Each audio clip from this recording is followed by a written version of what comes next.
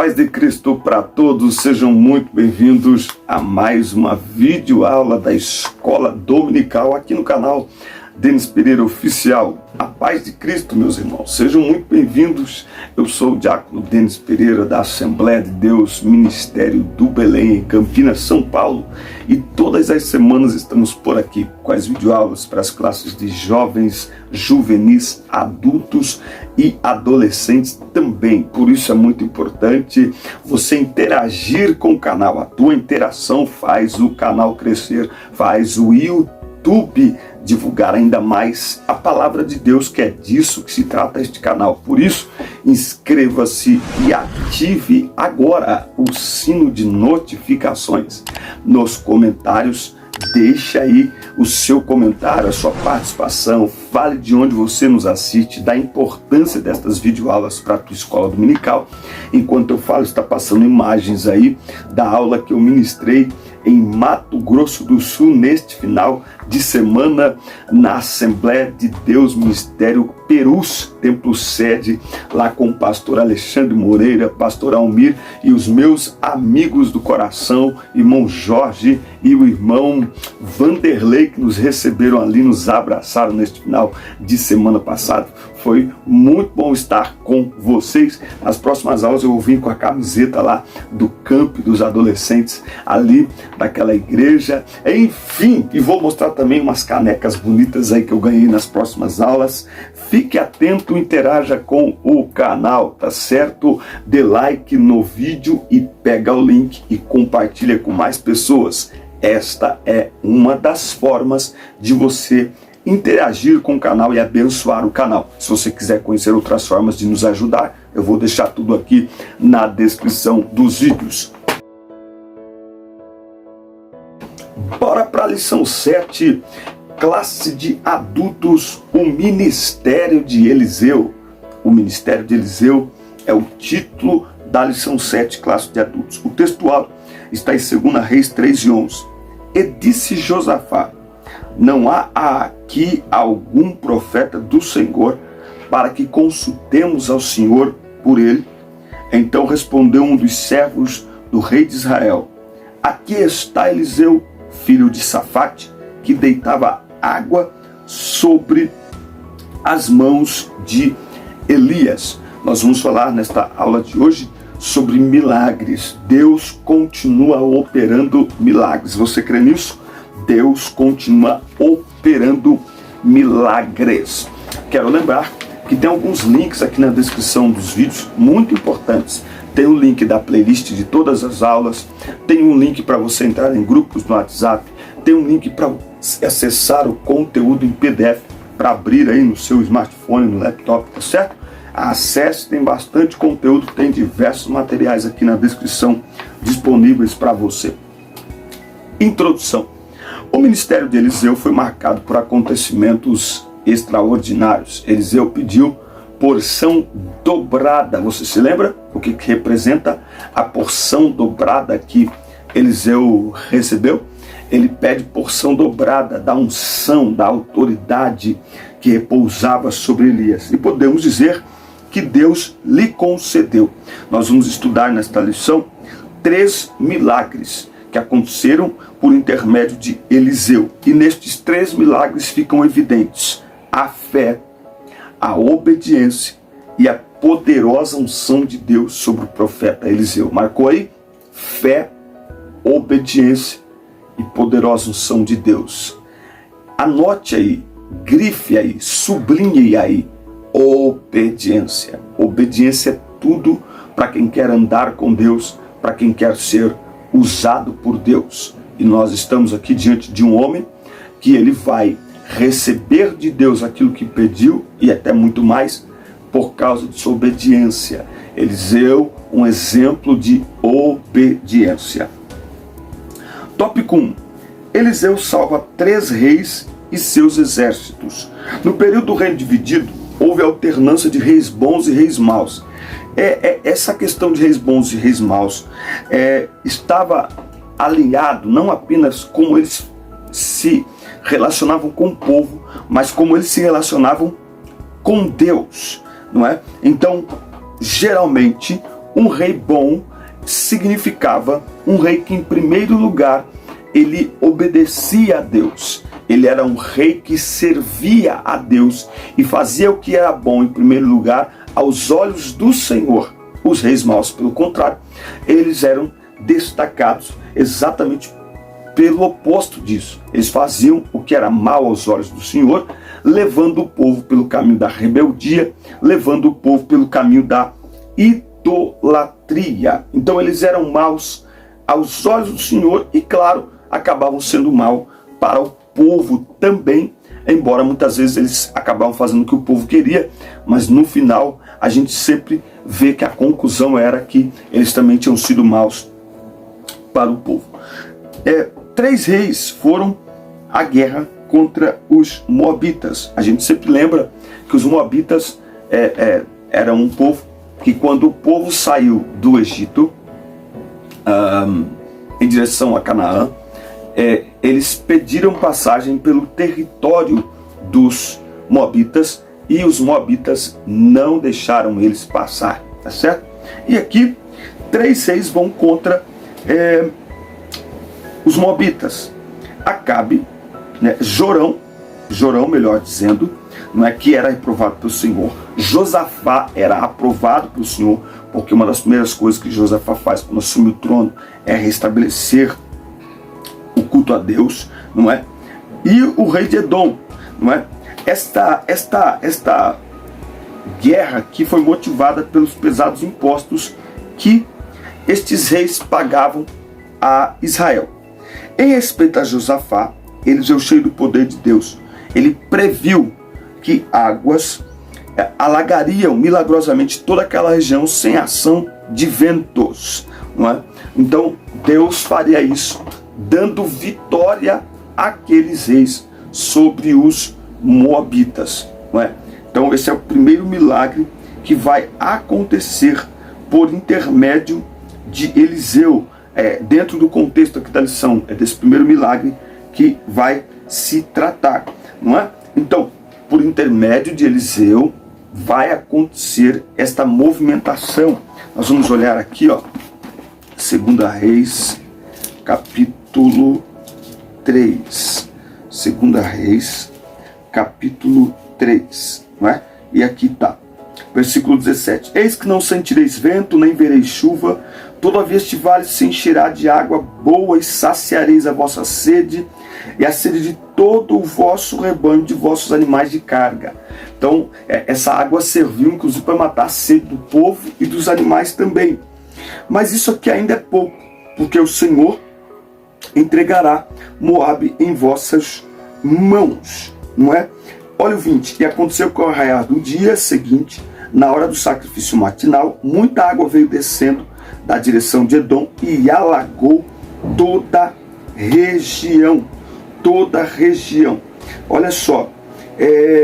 Enfim, o que vai acontecer aqui olha aqui. Então exclamaram assustados: é sangue, porque os moabitas, quando acordaram de manhã, eles olharam o vale cheio de água e viram de longe as águas vermelhas, não é? E eles pensaram que os reis que tinham se unido para lutar contra eles lutaram entre si e mataram uns aos outros, não é?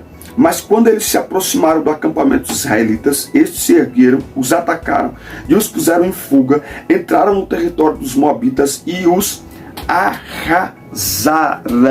Então, por intermédio de Eliseu, Deus deu uma grande vitória aos israelitas. Embora nós temos aqui dentro desse contexto Jorão, o rei reprovado por Deus, o rei de Edom também, que não servia a Deus, mas por conta de Josafá, eles decidiram consultar ao Senhor. E porque consultaram ao Senhor, Deus deu vitória ao seu povo por intermédio do profeta.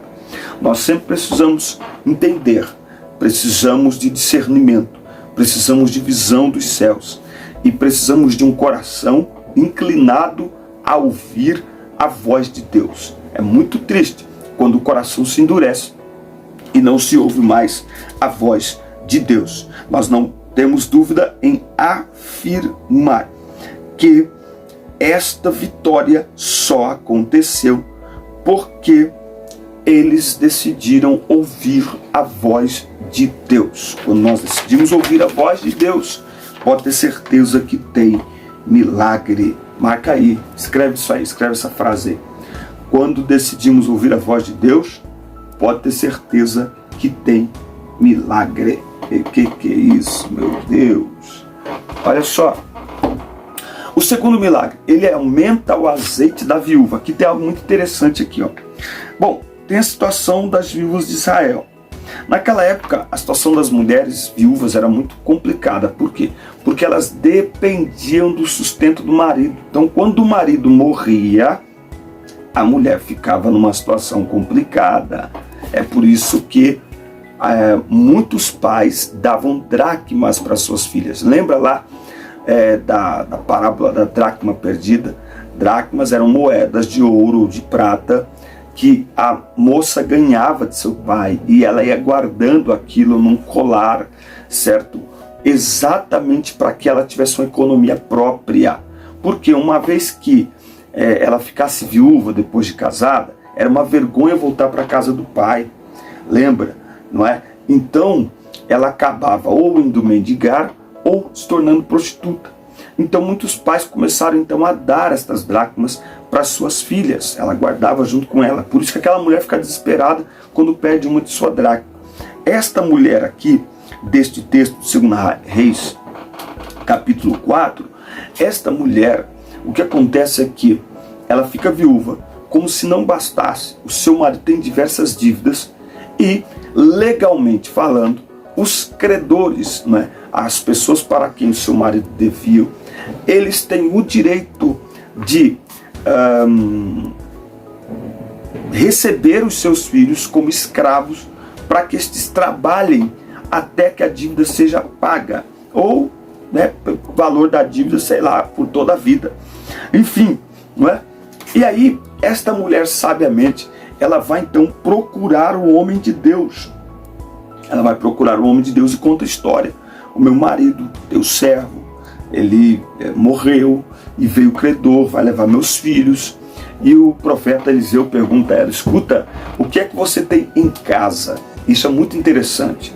Deus sempre, nestes milagres, tem sempre o elemento da cooperação do homem com Deus. Isso é muito extraordinário.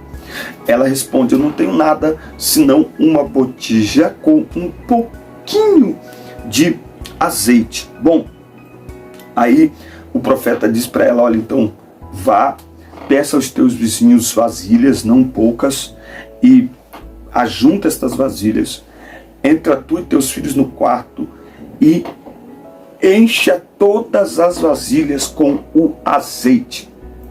Interessante que em momento nenhum ela pergunta, ela questiona: como eu vou encher vasilhas de azeite se eu só tenho um pouco de azeite? Ela simplesmente obedece à voz do profeta. Tem gente que não vive o milagre, porque mesmo na adversidade não dá ouvidos à voz de Deus.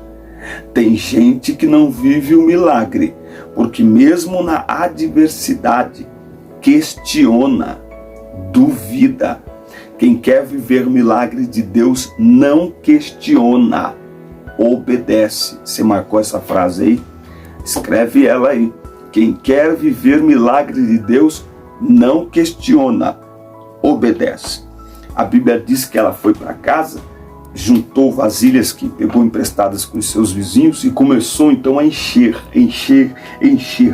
E é interessante que o texto diz assim, ó: quando acabaram as vasilhas, o azeite acabou. Segura isso aí. Quando acabou as vasilhas, o azeite acabou. Ela foi, vendeu, pagou a dívida e viveu daquilo que sobrou. Agora você imagina o quanto que sobrou. Azeite era algo muito valioso. O que fica evidente aqui neste episódio? A fé e a obediência dessa mulher.